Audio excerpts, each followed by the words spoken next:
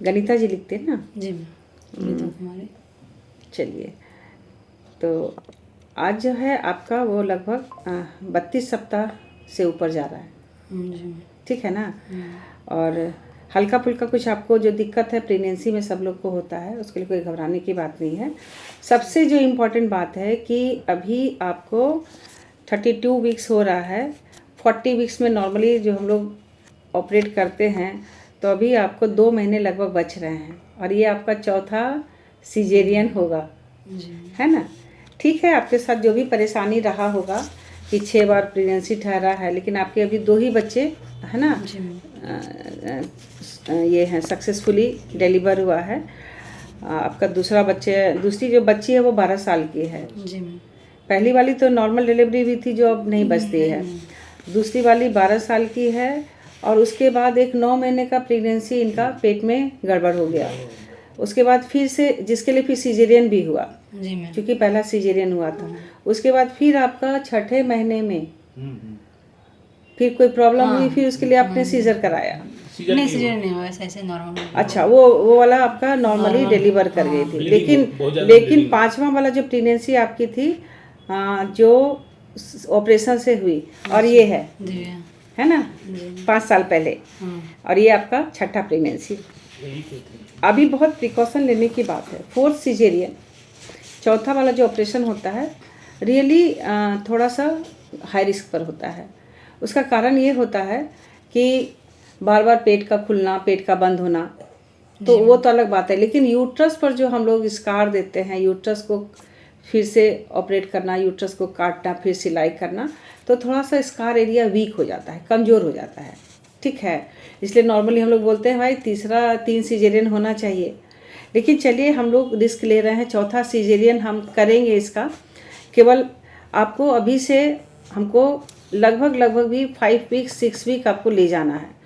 36 week 37 week तक भी चला जाएगा टर्म बेबी तक।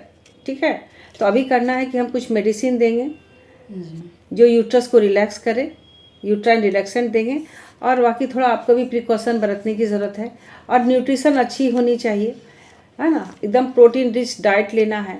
वेजिटेरियन है तो दाल वगैरह अच्छे से लेना है, और अगर नॉन वेजिटेरियन है तो मछली खाइए, चिकन खाइए, अंडा खाइए। तो ताकि क्या होता है ना कि इनके शरीर का जो प्रोटीन रिच डाइट के चलते इनका जो है ना स्कार वगैरह काफ़ी और भी स्ट्रॉन्ग हो सके, है ना? तो खाना पर ध्यान देना है, बाकी हम जो दवाई दे रहे हैं उसको देना है, और एक यूट्राइन रिलैक्सेंट भी हम यूज़ करेंगे ताकि इनको पेन ना हो, पेट बहुत कड़ा नहीं हो, और कभी भी कुछ इमरजेंसी लगे तो आपको किसी भी समय हॉस्पिटलाइज हो जाना है। हो सकता है कि अब ध्यान देना है कि परेशानी क्या क्या हो सकती है। परेशानी हो सकती है कि कभी भी अचानक चलने फिरने के दौरान वाटर लीक कर सकता है।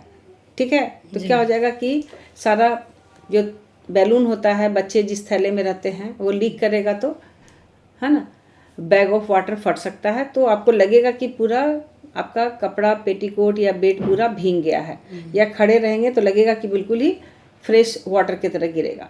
दूसरा प्रॉब्लम हो सकता है कि जैसे जैसे समय आ रहा है आपका, तो आपको हफनी भी हो सकता है, क्योंकि साइज़ बड़ा हो गया है, हथनी होती है ना, तो वो साइज़ बड़ा हो रहा है तो वो होगा। और उसके बाद पेशाब पीला हो सकता है, सांस लेने में दिक्कत तो हो सकती है, उसके बाद इनको दर्द भी हो सकता है, और कभी कभी इनका हम लोग को देखना होगा कि शरीर में इचिंग वगैरह तो नहीं हो रहा है, क्योंकि लास्ट में लीवर फंक्शन भी डिरेंज होने की जो संभावना आती है। हाँ, हल्का फुल्का इचिंग होती है, तो वो हम लोग आपको कुछ क्रीम देंगे लगाने के लिए। ठीक है, खाने वाली दवाई कुछ प्रेगनेंसी में ऐसे भी बोलते हैं हम लोग कि बिना डॉक्टर की सलाह से कोई मेडिसिन नहीं लेना है। तो हम जितना चीज़ सलाह आपको दे रहे हैं वो सारा चीज़ देखना है, और उसके बाद एक अल्ट्रासाउंड अभी हम कर लेते हैं, और उसके बाद जैसा रहता है आपको हम अब 2 सप्ताह के बाद बुलाएंगे, दिक्कत हो या ना हो, ताकि हम उस समय देखें कि स्कार में क्या टेंडरनेस है, क्या है, नहीं है, वो हम अपने से जज करेंगे। ठीक है? और अभी सिर्फ इचिंग हो रहा है शरीर में, है ना?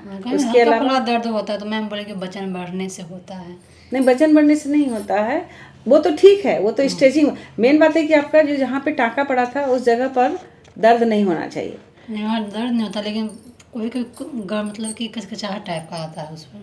तो वही होगा, स्ट्रेचिंग में हाँ। कैसे प्रेजेंट करेगा, जो स्कार स्ट्रेच कर रहा है ना, तो उसमें। और पेट में आप कुछ क्रीम लगाएंगे, नारियल तेल लगाते हैं एकदम एकदम आप लगाइए, कोई भी ऑयली चीज़ लगाइए, आप नारियल तेल लगा सकते हैं। बहुत सारा एलोवेरा का प्रिपरेशन आता है मार्केट में, बहुत सारा स्ट्रेस वगैरह कम पड़े, है ना। तो आपका तो खैर ये छठा प्रेगनेंसी है, इसलिए बहुत ध्यान नहीं देना है, लेकिन इचिंग वगैरह नहीं होनी चाहिए।